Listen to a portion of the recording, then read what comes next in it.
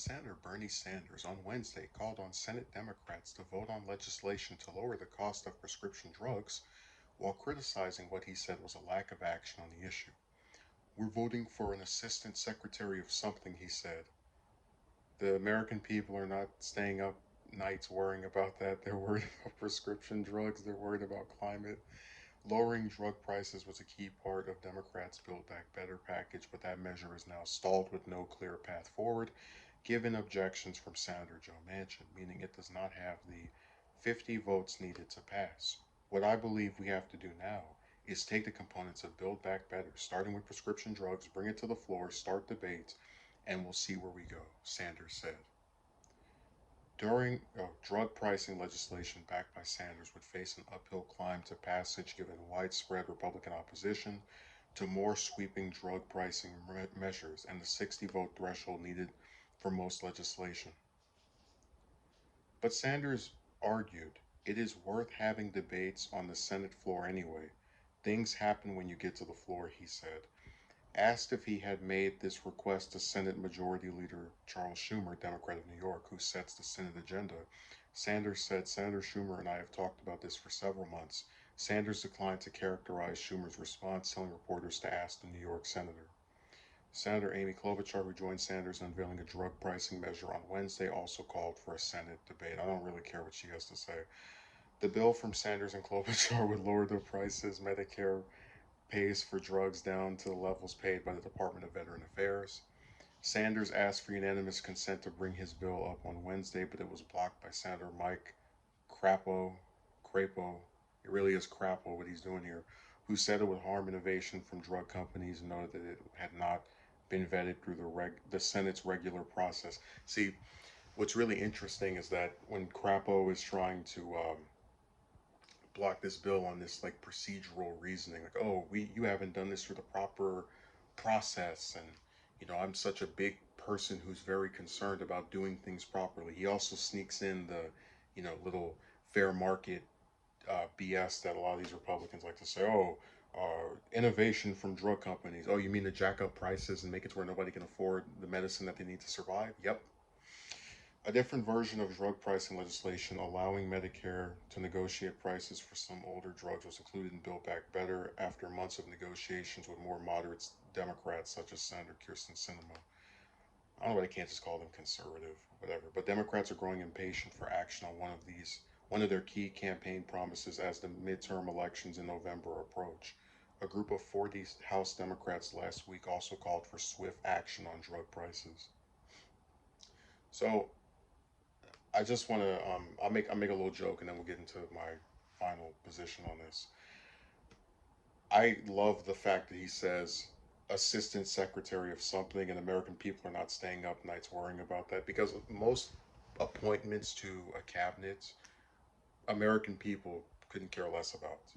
You will never see two people debating on the street. Oh man, I couldn't sleep last night. Why?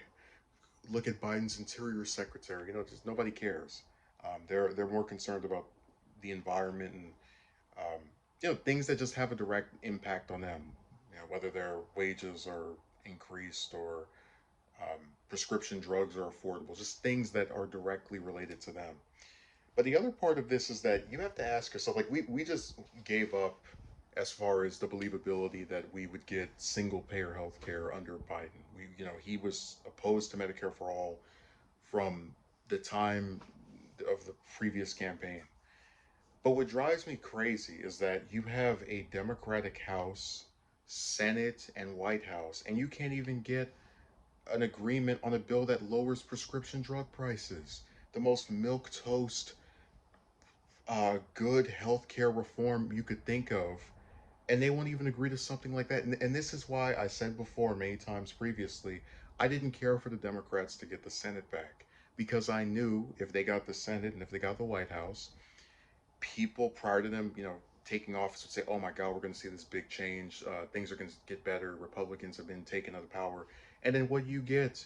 Infighting, Sinema and Manchin blocking everything. Biden capitulating and acquiescing and bending over, and it's like, this is what you voted for. Like, aren't you tired of the same thing every week? Manchin said this, Cinema said that, Biden said this, and no laws are signed, no bills are passed, or if they do, they fail in the other chamber. And like, no one thinks this is pathetic. A president that has a Senate and a House, and remember what I said before, when they get the Senate and the House and they still can't pass their stuff, guess what the next rallying cry is? We need more seats. We need more seats. So then, if they get more, let's say they beat two Republicans, it's 52 Democrats in the Senate, for example. You know what they're still going to say when Manchin and Cinema and some other person probably still won't vote for this stuff? We need more seats, and it never stops. Now then you'll be looking at a whole. Here we are in the Biden's second term or Harris's first term, and still not something as simple as prescription drug prices being lowered passing. But this is what they do. They get power, right? They have all chambers of Congress and the White House, both chambers of Congress and White House, and then nothing passes. And then instead of addressing the fact that they are killing themselves, in terms of stop, like having members of their own party stop their proposals, they keep telling you just vote for more of us will get in, even though you know from experience that being a member of our party doesn't mean progress because we have our own members of our party blocking us from making progress. It's the same thing every month with every different piece of legislation, whether it's climate change, again, anything on healthcare, lowering tuition, like it just, you can go down the list. It is time to give up on believing that these people are actually going to do anything. And I expect Sanders to come out and give his comments, but it's just really sad that this is the person people voted for, and this is the party people supported. And I just wish we had better options and people didn't vote for someone because there's a D next to their name, because you get these people who are not in line with what is a very basic moderate agenda. And then you're stuck with the same situation as you were last year under the previous president. It's just it's a hamster on a wheel.